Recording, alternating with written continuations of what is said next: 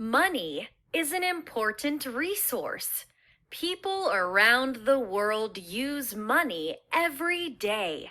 People use money to buy goods and services.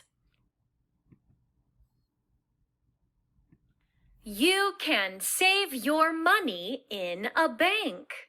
The bank will keep your money safe until you need it. In the United States, our paper money is called dollars.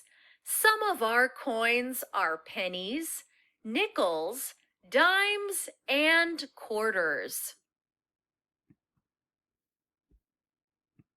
What if you don't have enough money to buy something you want? You can save your money until you have the right amount.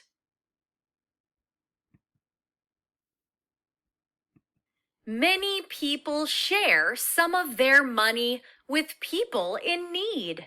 Sharing money with others is called donating money.